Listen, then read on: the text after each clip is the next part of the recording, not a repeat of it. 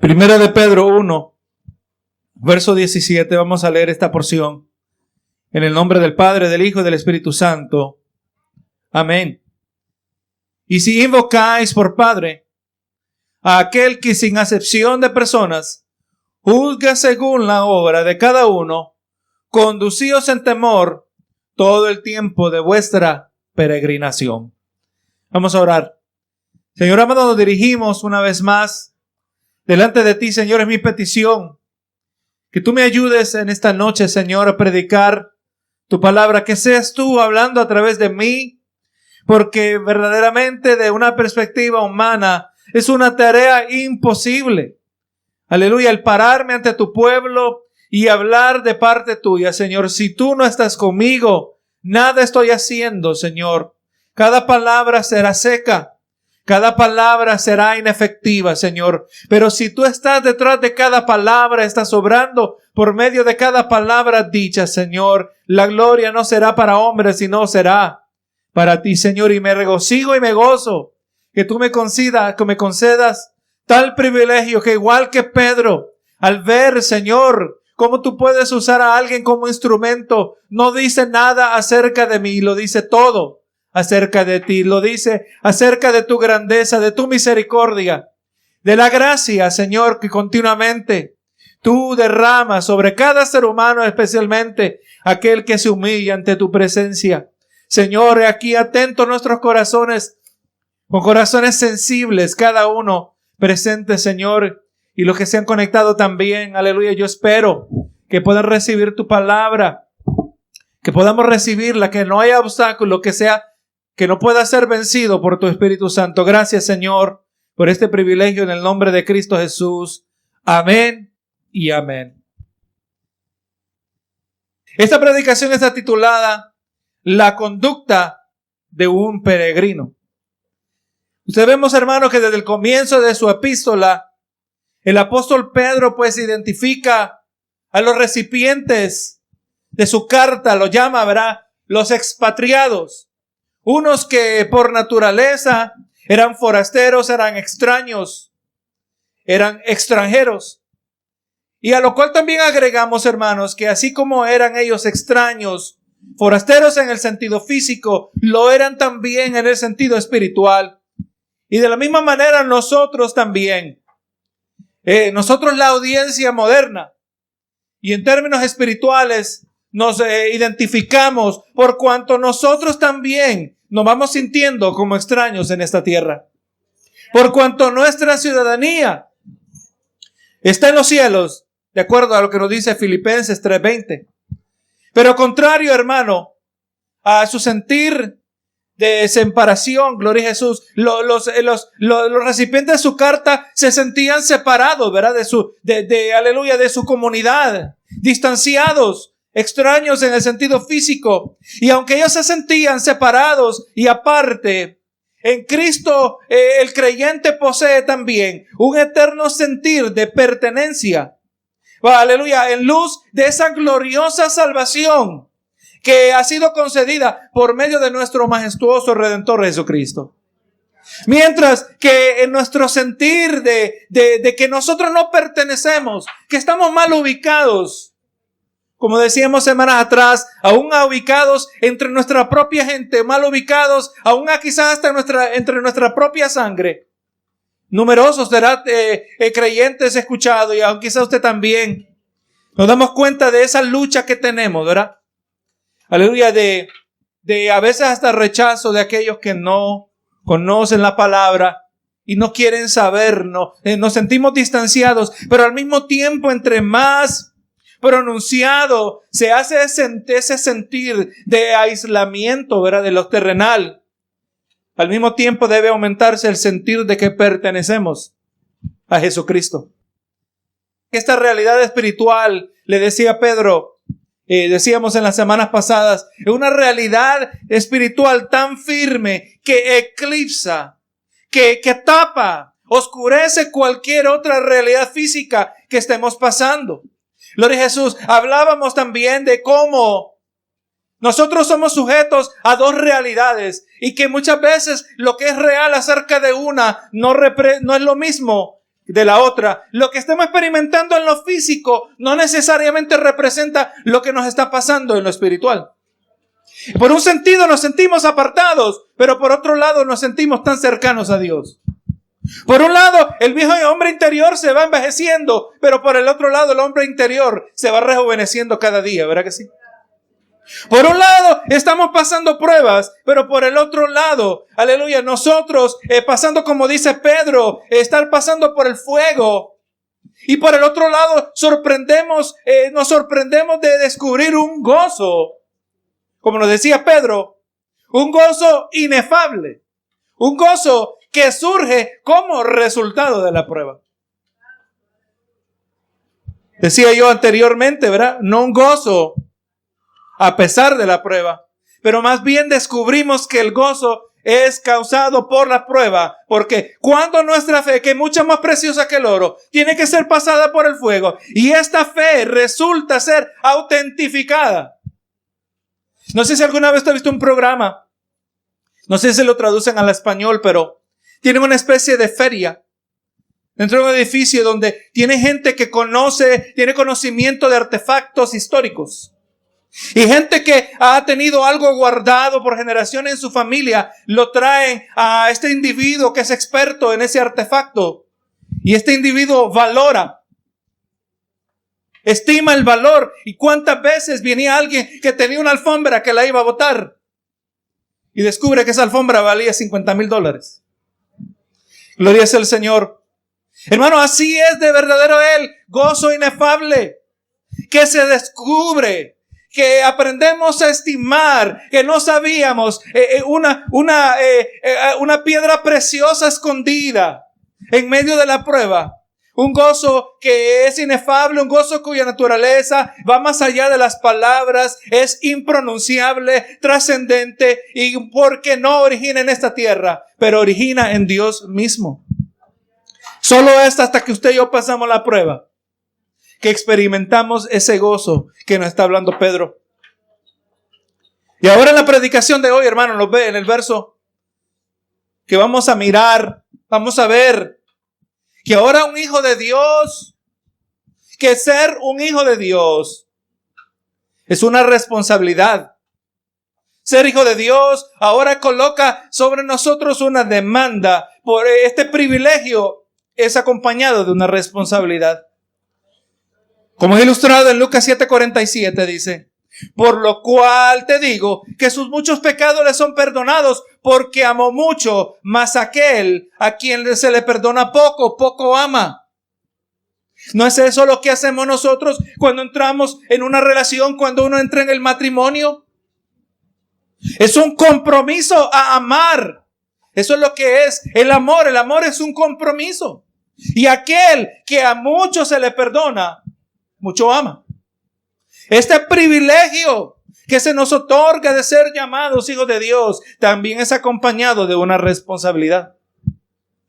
Conforme a Lucas 12:48, dice: mas él, sin conocerla, hizo cosas dignas de azotes, será azotado poco, porque todo aquel a quien se le ha dado mucho, mucho se le demandará, y al que mucho se le haya confiado, más se le pedirá. Así que vamos mirando, hermano, que mientras nosotros nos regocijamos de poder decir que somos hijos de Dios, hijo de Dios también significa responsable ante Dios. Y que nuestra nueva identidad como hijos de Dios, como hijos, también dicta que no solo somos responsables, pero nos describe ahora como peregrinos en esta tierra. Y esta identidad demanda un cierto estilo de vida. Así que si somos hijos, somos responsables delante de Dios. Si somos hijos, somos peregrinos. Y si somos peregrinos, tenemos que vivir de una manera que refleja esa nueva identidad en Cristo Jesús. Un estilo de vida conforme y no en contra de la identidad que se nos ha dado como peregrinos. Nosotros, nos dice Pedro hoy, vamos mirando, que somos peregrinos. Y ahora no entramos al verso, hermanos. Y Pedro comienza con esta expresión, dice: y si convocáis por Padre. Pedro desde el momento en este verso procede a confrontar al recipiente. Confronta al lector de su carta y obliga al lector a mirarse, a evaluar cómo es que se está mirando a sí mismo. Cuando hablamos, hermano, al impío, el impío también tiene su manera de cómo se percibe. Cuando hablamos con el impío, aquí esto se hace evidente. Cuando le hablamos del evangelio, cuando le hablamos acerca de la condenación espiritual, cuando le hablamos, por ejemplo, como lo que está escrito en Juan 3:16 al 21, dice: porque de tal manera amó Dios al mundo, que ha dado a su Hijo unigénito, para que todo aquel que en él cree no se pierda, mas tenga vida eterna. Porque no envió Dios a su Hijo, dice, al mundo, para condenar al mundo, sino para que el mundo sea salvo por él. El que en él cree no es condenado, pero el que no cree, dice, ya ha sido condenado. Es a eso que hay que llegar. Si le vamos a hablar de Juan 3:16, hay que también decirle, y quizás comenzar con Juan 3:18. El que no cree ya ha sido condenado, porque no ha creído en el nombre del unigénito Hijo de Dios. Recuerda, hermano, que hemos dicho, y repito las palabras del predicador Paul Washer, que todo aquel que termine en el infierno no es porque no aceptó a Cristo, es porque rechazó a Cristo. Bendito sea Jesús. El que no cree, el que rehúsa creer, ya ha sido condenado. Dice el 19, y esta es la condenación, que la luz vino al mundo y los hombres amaron más las tinieblas que la luz, porque sus obras eran malas. Porque todo aquel que hace lo malo aborrece la luz y no viene a la luz, para que sus obras no sean reprendidas. Mas el que practica la verdad viene a la luz, para que sea manifiesto que sus obras son hechas en Dios. Entonces usted le presenta esta clase de mensaje al incrédulo. El incrédulo tratando de justificar su pecado. El incrédulo, el impío, tratando de justificar su conducta y no tener que hacerse responsable de nada. De no comprometerse con nada. Gloria a Jesús. Va a buscarlo, va a decir algo por el estilo, que no quiere cambiar su estilo de vida porque Dios nos perdona a todos, porque todos somos hijos de Dios. ¿Alguna vez has estado en esa conversación? Todos somos hijos de Dios, dice el impío. Pero nosotros no podemos usarnos. No podemos usar nuestra propia opinión como punto de referencia. No podemos usar lo que sentimos en el corazón para determinar cuál es nuestra postura, cuál es nuestro estatus delante de Dios. En el libro del Proverbio nos dice que no seamos sabios en nuestra propia opinión. En Jeremías 17:9 nos dice: engañoso es el corazón más que todas las cosas y perverso, ¿quién lo conocerá? La gente, hermano, tratando de asumir un estado de rectitud, en juzgar. Algunos se atreven hasta a negar la realidad del infierno. Dios es amor, dicen.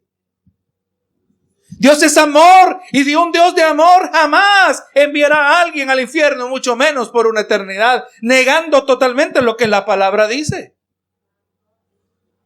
Esto es lo que el impío hace. Asume una identidad que no le pertenece, diciendo que todos somos hijos de Dios. Hermano, póngase a pensar, usted nunca intentaría hacer su propia cirugía. O quizás hacerle una cirugía a otro. Cuando desconocemos nuestra propia anatomía, cuando desconocemos la composición y orden de los órganos en nuestro cuerpo. Imagínese que se va a operar usted en el pulmón y está tocando el riñón. Bendito Jesús. Es ridículo ser tan opinionado de tomar nuestra propia vida en nuestras manos, usando un conocimiento que nosotros no poseemos. Así, hermano, así también tiene mucho menos sentido apelar a una percepción intuitiva para evaluar nuestra condición delante de Dios. Eso es lo que hace el impío. Hermano, la Biblia claramente nos dice que todo aquel que camina sobre la faz de la tierra a causa de su pecado, dice en Romanos 3:23, por cuanto todos pecaron, están destituidos de la gloria de Dios. Lo que dijo Pablo concuerda con lo que dijo Jesús, que el que no cree ya ha sido condenado. Cada uno es condenado conforme a su pecado. Cada uno es destituido de la gloria de Dios. Dios es inaccesible para el pecador. Aquel que se justifica de su conducta, aquel que no se hace responsable de su pecado. Porque es eso lo que significa arrepentirse. Muchas maneras, arrepentirse significa reconocer y hacernos responsables de nuestro pecado. Cuando hablamos de manera evangelística le decimos lo que la palabra dice, que la paga del pecado es muerte. Como dicen Romanos. Le decimos, como dice en Ezequiel, el alma que pecare, esa morirá. Ese es el problema que tú tienes. Ese es el problema que yo tenía. En pecado merezco la pena de muerte y no hay escapatoria aparte de Cristo Jesús. Hermano, si un incrédulo o aquel que, y eso incluye a todos nosotros cuando comenzamos, ¿verdad? En esta vida. Cuando venimos a Cristo, en esa condición nos encontrábamos. Por cuanto todos pecaron, ya están destituidos. El que no cree ya ha sido condenado. Por lo tanto, un incrédulo, contrario a lo que usa para justificarse diciendo que todos somos hijos de Dios, de acuerdo a Jesús, es un hijo del diablo, hermano. La palabra no dice que es hijo del diablo. La palabra nos dice que un incrédulo es hijo de ira. Un incrédulo es un hijo de desobediencia. Juan 8:44 dice, vosotros sois de vuestro padre el diablo y los deseos de vuestro padre queréis hacer. Él ha sido homicida desde el principio y no ha permanecido en la verdad porque no hay verdad en él. Jesús le está diciendo a los hipócritas, ¿verdad? A los que tratan de ocultar su pecado son de vuestro padre el diablo.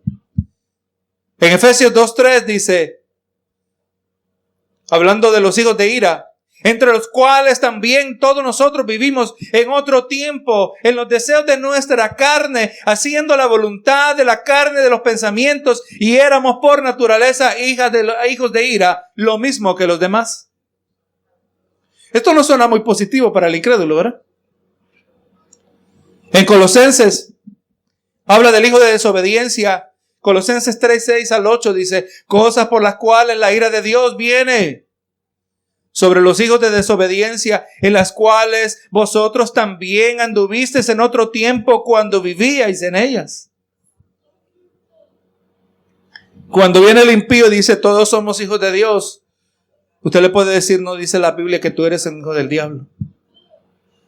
La Biblia dice que yo antes era un hijo del diablo. Se puede decir así, hermano. Yo antes era un hijo del diablo, ahora soy un hijo de Dios. Yo antes era un inmundo, ahora yo soy santo. No soy perfecto, recuerde. Hay que hacer esa separación. Que santo no significa perfecto. Santo significa apartado. Sacado del uso corriente cuando se habla de nosotros. Antes éramos como todos. Viviendo vidas vanas. Infructíferas. Ahora somos hijos de Dios. Claramente la palabra establece que nosotros en nuestro estado natural éramos hijos del diablo, hijos de ira, hijos de desobediencia. Una pregunta surge aquí. Pero ¿cómo nosotros podremos saber que verdaderamente somos hijos del Padre? ¿Cómo nosotros podremos saber que somos hijos de Dios? Aquí solo le voy a traer unos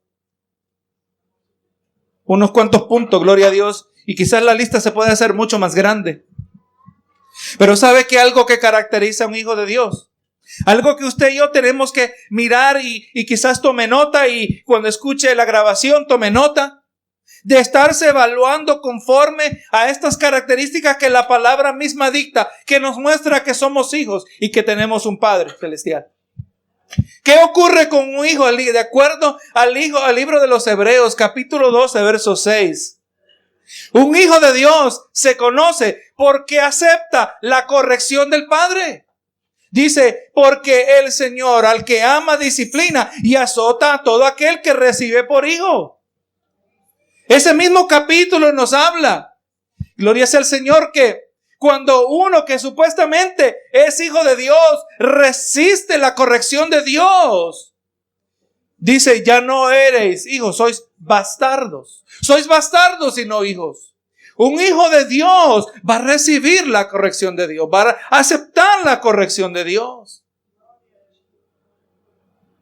Recuerde, estamos tratando de identificarnos si somos partícipes de este privilegio que significa ser llamados hijos de Dios. Como Pedro dijo, ¿verdad? Si invocáis por Padre. Al decir Padre quiere decir que somos hijos nosotros. Estamos aquí tratando de ver si verdaderamente somos hijos. Un hijo de Dios va a aceptar la corrección. Así que usted y yo, hermano, cuando pasemos por la prueba, no la vamos a resistir. Y le voy a decir que en nuestra antigua mentalidad estábamos, Señor, ¿será esta una prueba o será un ataque del enemigo? Generalmente era un ataque del enemigo en nuestra percepción. Por lo general era principalmente la culpa del diablo y ninguna culpa nuestra. Aunque a veces quizás era la misma consecuencia de nuestra propia desobediencia. Pero sea una prueba o sea un ataque del diablo, la reacción, la respuesta nuestra es la misma.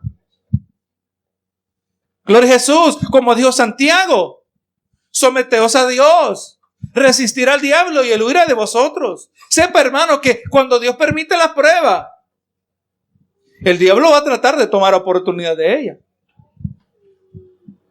El diablo, gloria a Jesús, va a tratar de cultivar nuestra propia naturaleza carnal, los pensamientos.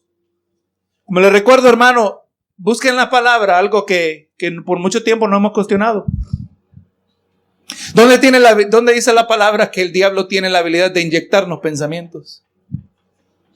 Le dejo de tarea que mire eso. Algo que por mucho tiempo hemos creído, no lo hemos cuestionado.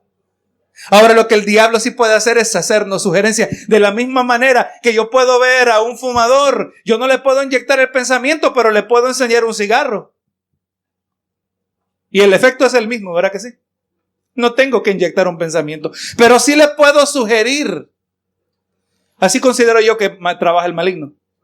Pero no, el Señor nos dice, someteos a Dios. Señor, esta prueba que me ha venido, esta prueba que tú estás usando para darme forma, esto que tú estás haciendo para corregirme, para moldearme, un hijo de Dios acepta. Porque el hecho que Dios me corrige quiere decir que Él es mi Padre Celestial. Si yo soy hijo de Dios, no solo acepto la corrección del Padre, pero la vida de un hijo también dice la palabra, de acuerdo a Romanos 8:14, que la vida de un hijo de Dios es guiada por el Espíritu de Dios. Porque todos los que son guiados por el Espíritu de Dios, estos son hijos de Dios. Hermanos, su vida. Estamos tratando de calificarnos a ver si la predicación del verso 17 nos aplica a nosotros. Si somos responsables de hacer lo que dice el verso 17 y tenemos que estar seguros que somos hijos de Dios. Hermano, nuestra vida es guiada por el Espíritu.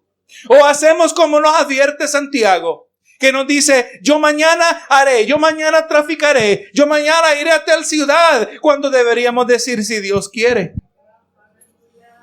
Hermano, no se sorprenda que cuando usted es guiado por el Espíritu de Dios, usted va viendo la mano de Dios obrando a favor suyo. Y la mano de Dios obrando a favor suyo no quiere decir que todo siempre le va a salir bien. La mano de Dios obrando a favor suyo quiere decir que aunque usted se encuentre en la tormenta, Jesús va a estar ahí en el bote. Que aunque esté usted en la tormenta, ahí el Señor, su presencia va a asegurar que usted tenga paz. Y no solo que tenga paz, pero tenga el gozo inefable del cual habla el apóstol Pedro. Y no solo experimente ese paz, ese gozo, aleluya, pero también su vida es caracterizada por el mismo amor y esperanza que llena nuestros corazones. Porque esto es una leve tribulación momentánea en comparación a la vida eterna. Esta es una leve tribulación.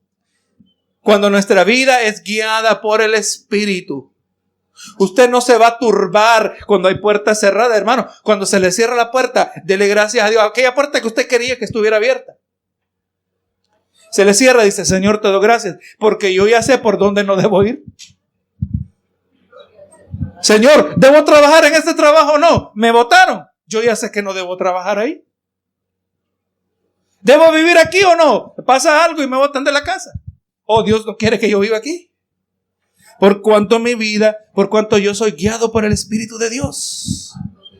Anhelo cada momento de mi vida y anhelo que mi mente sea transformada por esta palabra para así ser guiado por su Espíritu. Y déjeme mencionar aquí brevemente que ser guiado por el Espíritu de Dios no es un ejercicio místico que es a base de puras revelaciones y sueños. No, hermano, la dirección de Dios para su vida va a ser tan clara como su conocimiento de la palabra de Dios.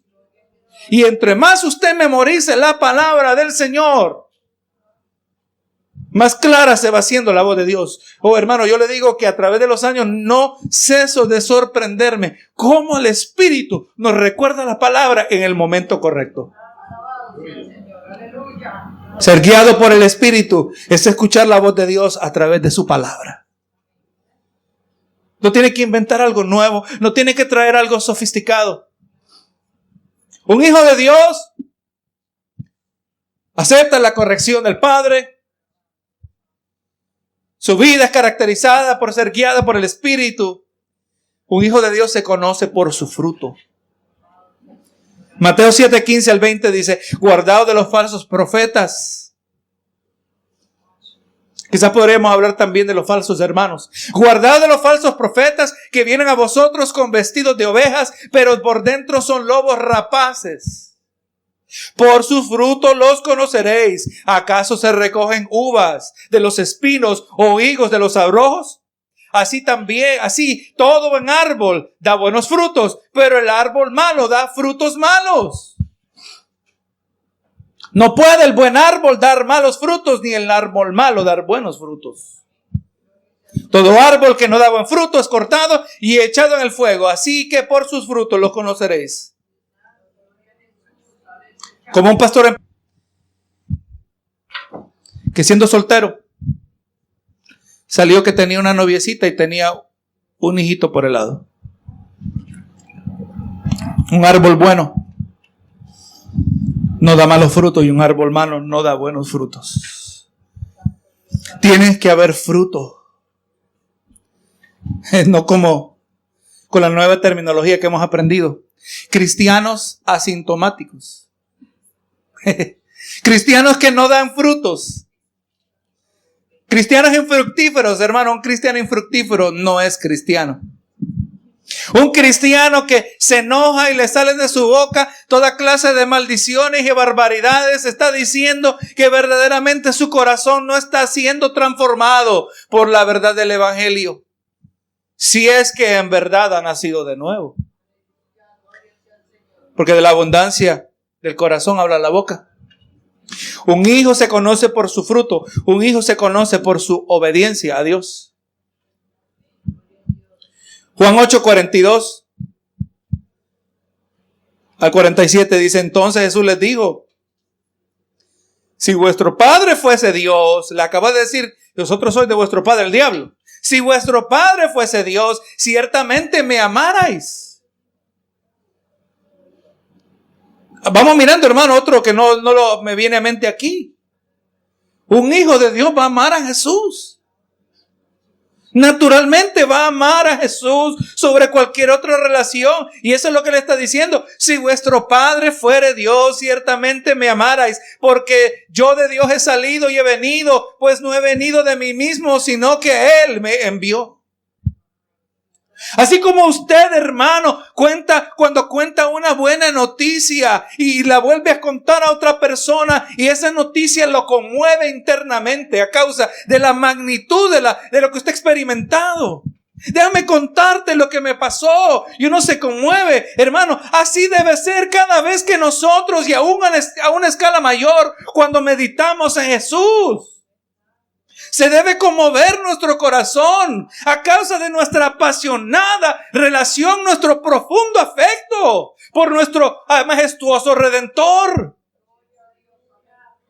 Porque de Dios he salido, dice, y el verso 43, porque no entendéis, ¿por qué no entendéis mi lenguaje? Porque no podéis escuchar mi palabra, no pueden atender mi palabra, por vosotros sois de vuestro padre el diablo, y los deseos de vuestro padre queréis hacer. Él ha sido homicida del principio y no ha permanecido en la verdad. Y dice el verso 45, y a mí, porque digo la verdad, no me creéis. ¿Quién de vosotros me redarguye de pecado? Pues si digo la verdad, ¿por qué vosotros no me creéis? El que es de Dios, las palabras de Dios oye. Pero, dice, por esto no las oís vosotros, porque no sois de Dios. El oír la palabra de Dios no se refiere simplemente al ejercicio de utilizar el sentido auditorio. No, hermano, oír se refiere a atender, a obedecer la palabra de Dios. Relacionado a esto, Mateo 12:50 también nos dice, porque todo aquel que hace la voluntad de mi Padre, el que los cielos, ese es mi hermano y mi hermana y mi madre. Hermano, un hijo de Dios se conoce por su fruto, por su obediencia a Dios.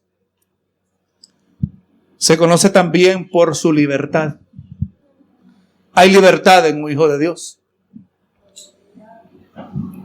Como dice en el libro de Juan, si el Hijo libertare, seréis verdaderamente libres. Pero ¿libres para qué, hermano? Libres, hermano, y esto es algo que usted y yo tenemos que meditar y agréguelo en sus oraciones. Cuando usted le da gracias a Dios por la libertad, Señor, te doy gracias que soy libre. Tengo libertad para no pecar. Soy libre para no pecar. Soy libre de la esclavitud del pecado. Gálatas 5:1 dice, estad pues firmes a la libertad, en la libertad con que Cristo os hizo libres. Y no estéis otra vez sujetos al yugo de la esclavitud.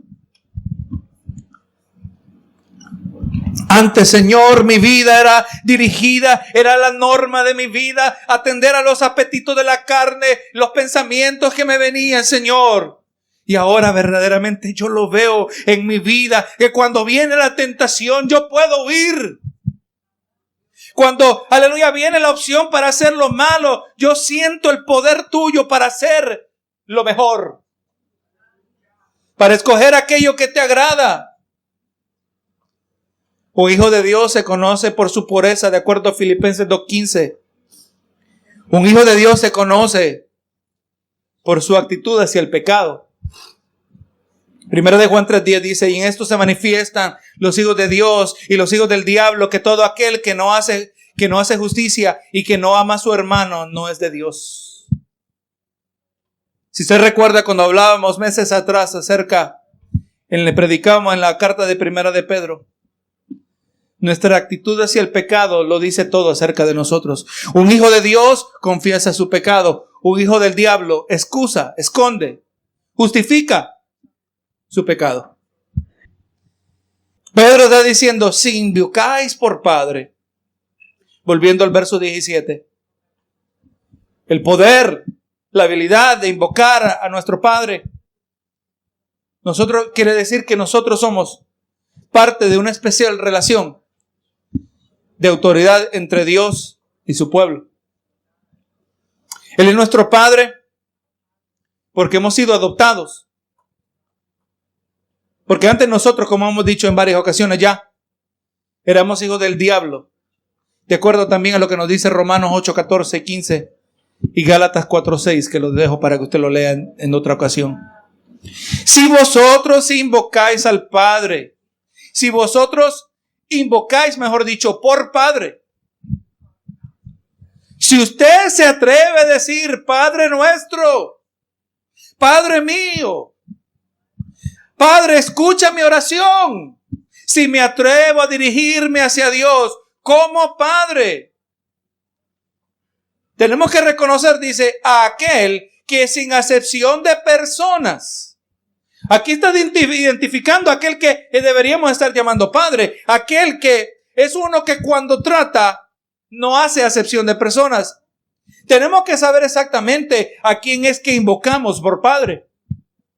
Si reconocemos nosotros, o mejor dicho, si no conocemos su naturaleza, cuando no conocemos nosotros el carácter aleluya, de aquel que es nuestro Padre, nuestra supuesta relación con Él no es de ningún efecto. Hermanos, si yo conozco a Dios, si yo no conozco a Dios, yo no puedo confiar en Dios. ¿Qué clase de relación es aquella en la cual usted no confía en el otro partido? ¿Te has visto las relaciones cómo son destruidas? Relaciones matrimoniales cuando son destruidas por celos. Cuando una pareja desconfía al otro.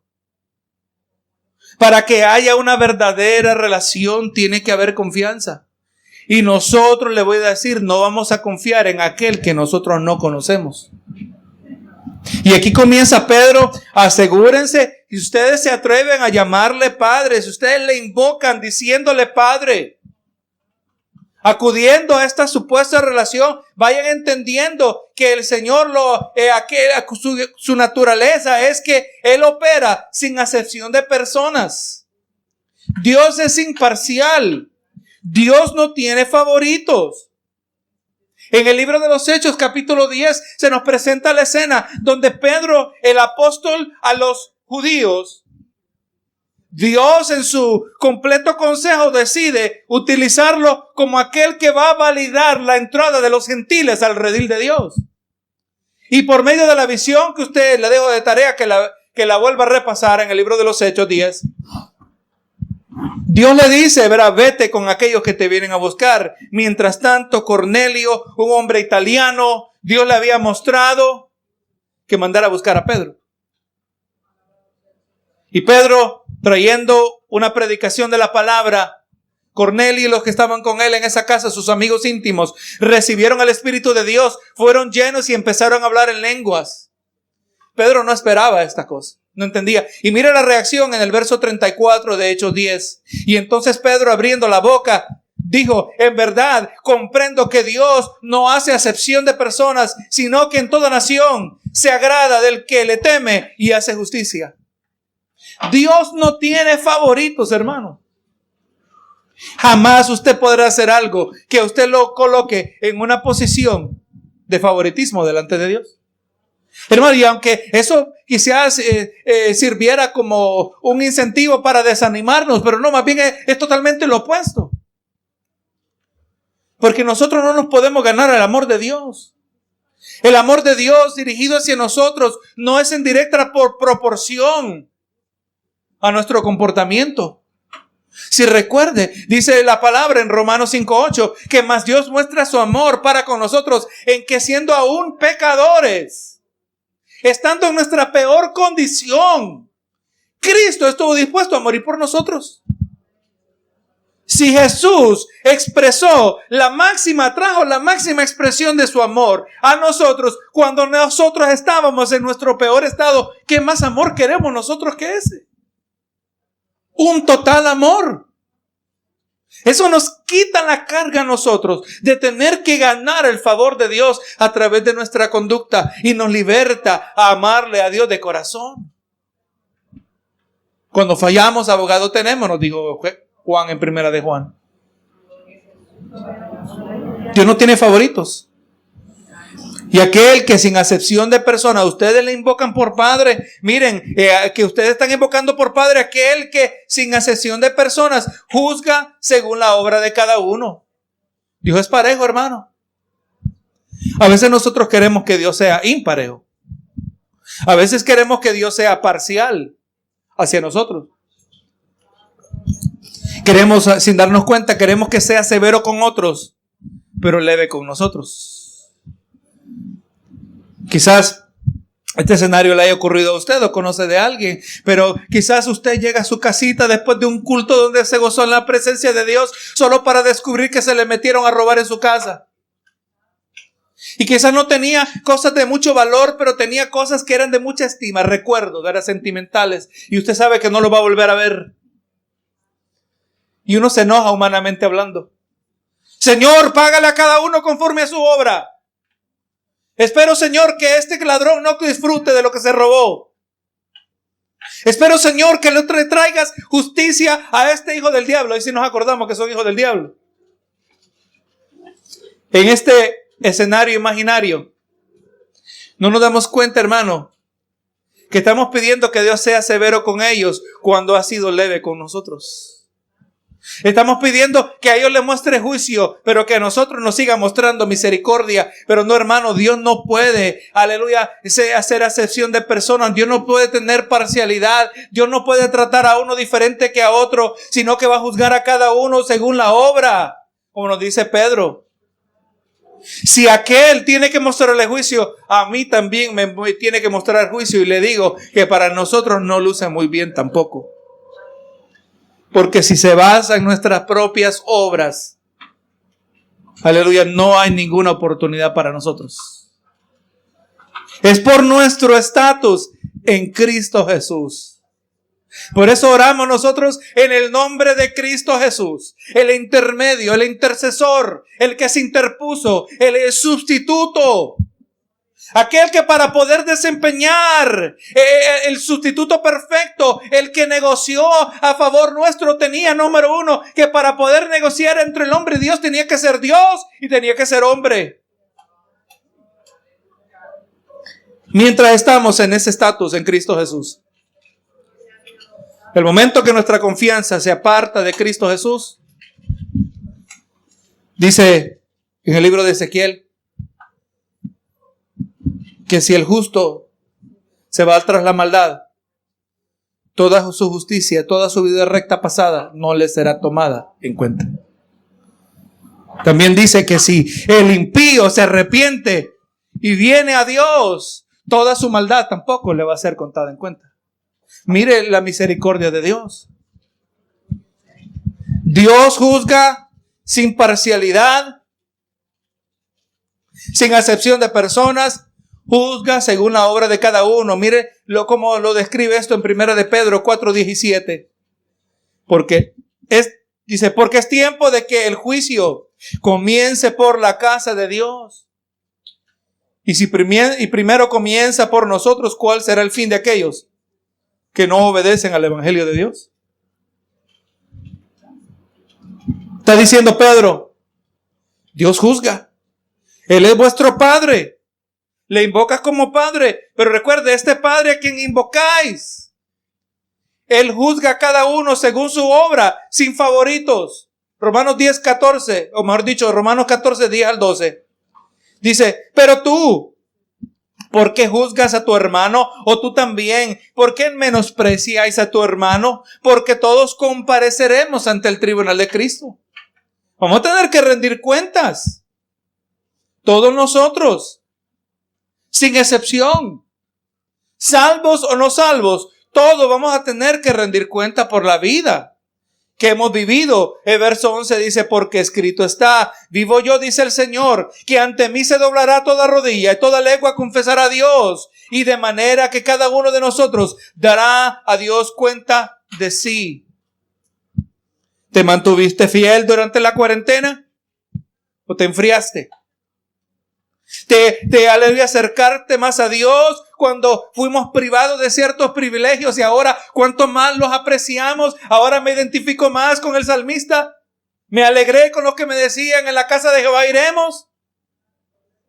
¿Qué es lo que ocurrió a causa de la prueba? Cuando somos hijos de Dios, aquello que muchas veces el Señor permite aún de parte del maligno, aquello que el maligno ha designado para destruirnos, termina más bien fortaleciéndonos más en el Señor.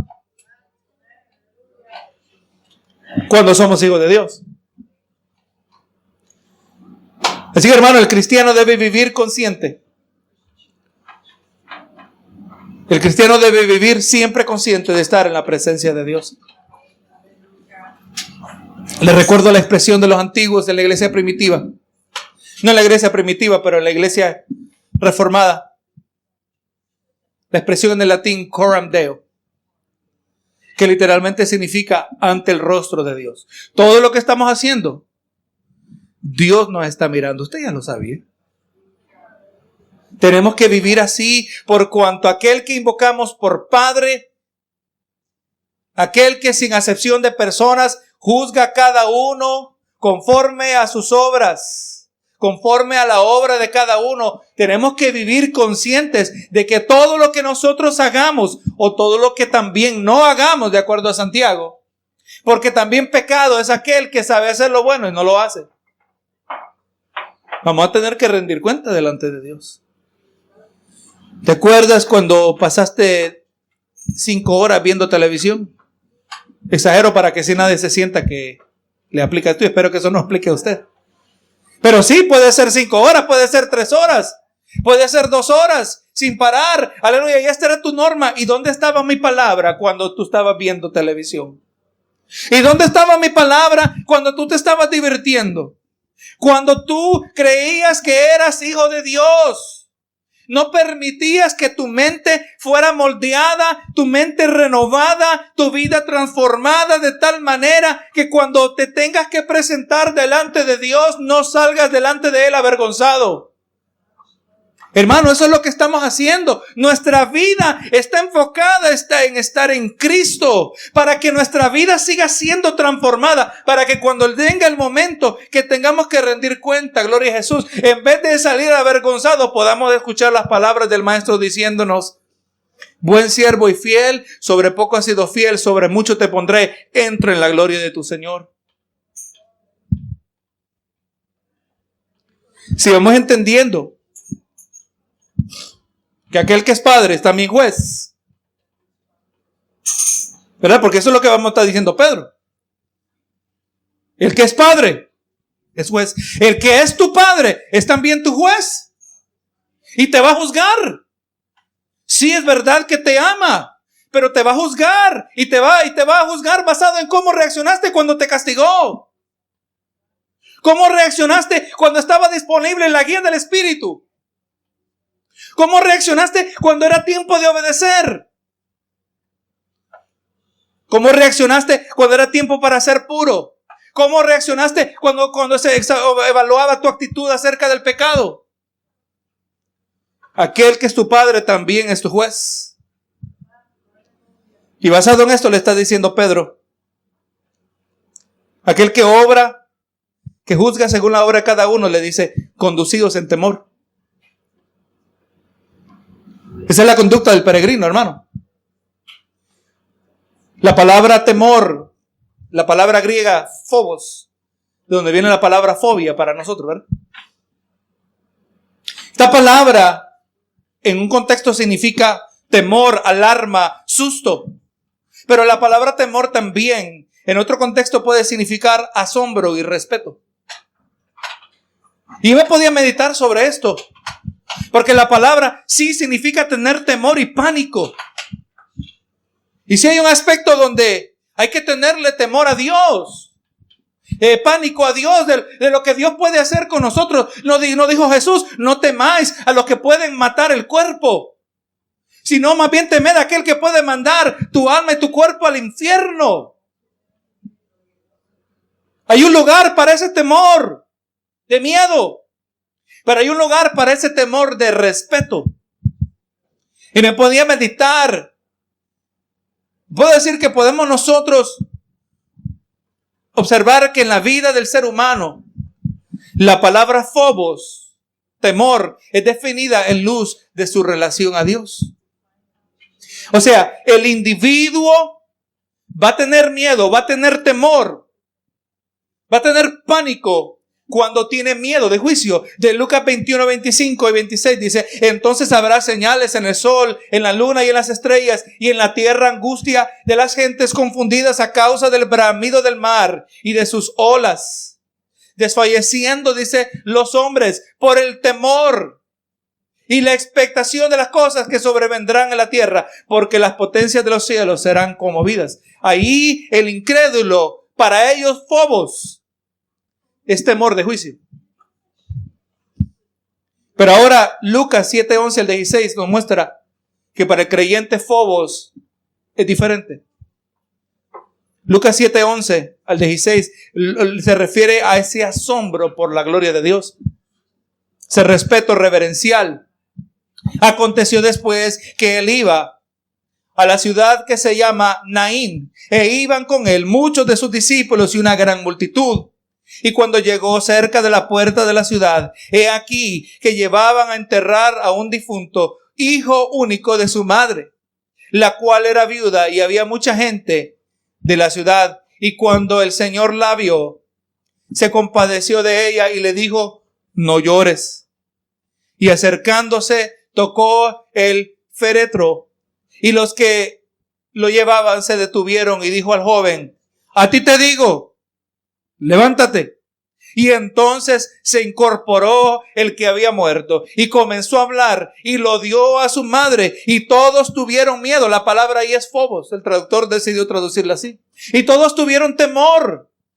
Pero mire qué clase de temor. Dice, y tuvieron miedo y glorificaban a Dios. Un gran profeta se ha levantado entre nosotros y Dios ha visitado a su pueblo. O sea que en un contexto, cuando el impío tiene phobos, tiene miedo de juicio. Pero cuando el creyente tiene phobos, él tiene, aleluya, un asombro, una reverencia hacia Dios. Y es eso lo que está diciendo el apóstol Pedro. Entendiendo que nuestro Padre también es nuestro juez.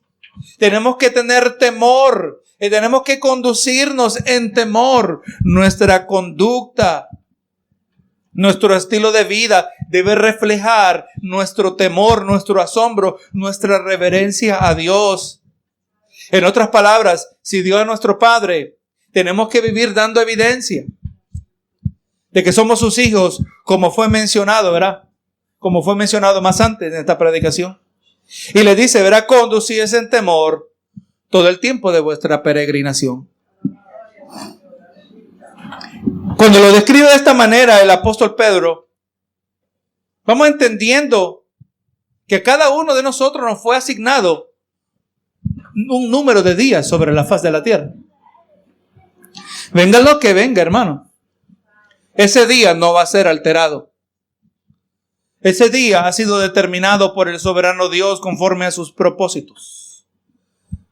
Por eso le recuerdo las palabras que decía, si no me falla la memoria, el muy apreciado Jonathan Edwards.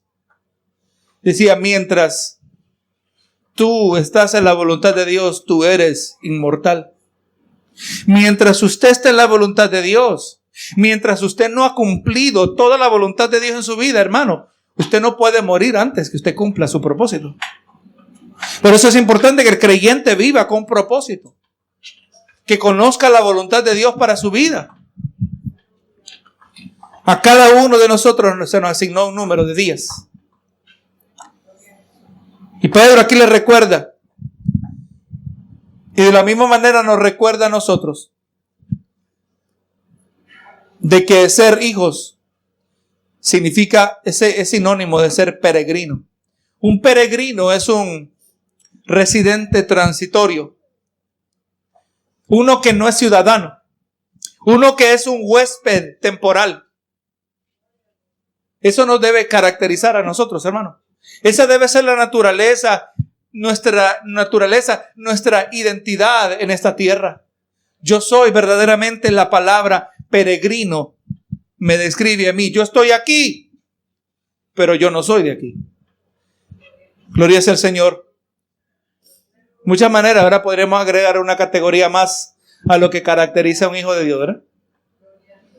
Un hijo de Dios vive como peregrino. Así que, hermano, en conclusión, el apóstol Pedro nos ha retado a evaluar lo que nosotros entendemos con la idea de que Dios es nuestro Padre. Pedro se aseguró que nosotros entendamos que al llamar a Dios Padre, al llamar a Dios nuestro Padre, también significa que Él es nuestro juez. Un juez que es imparcial y no hace excepción de personas. Un juez que no tiene favoritos. Por eso entendemos que nada que hagamos nos puede colocar en un mejor favor delante de Dios. Y si Dios da de juzgar a todo ser humano, sin excepción, nuestras vidas como hijos de Dios deben ser vividas en temor, en reverencia. Que nuestro conducir, nuestra conducta Nuestro estilo de vida debe ser uno que honra a Dios. Y Pedro ha descrito, verá, este estilo de vida, que es la presente realidad del creyente.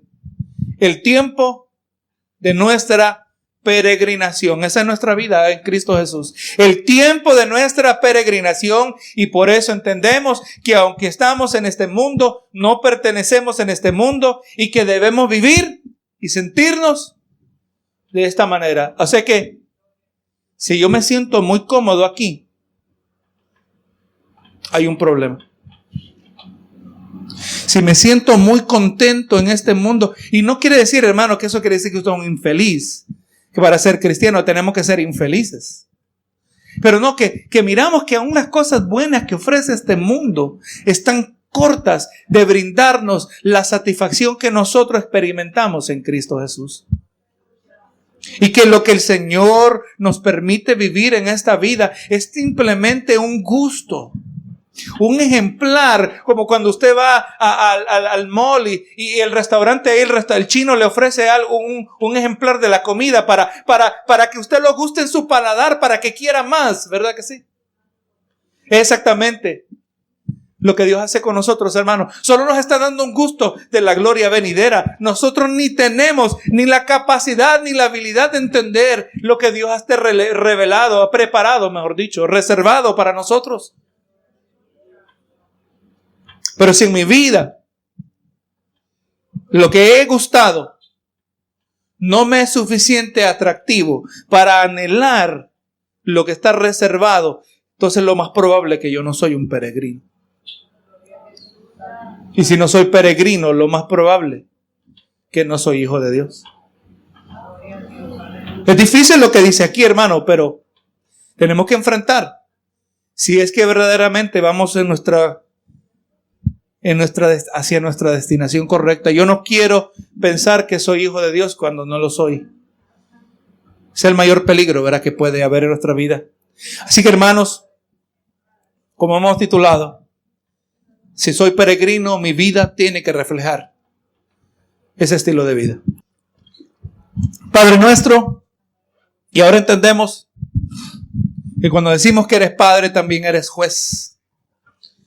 Y si tú eres nuestro juez, somos responsables y tenemos que estar listos para rendir cuentas en cualquier momento, Señor. Sea que tú vengas por nuestras vidas, o sea cuando tú vengas eventualmente por tu iglesia, tenemos que estar listos para rendir cuenta por cuanto todos compareceremos delante del trono de Dios. Y aquí, Señor, tu palabra ha sido elevada. Señor, tú sabes que he hecho lo mejor posible conforme a mis limitaciones de explicar y exponer este texto, Señor.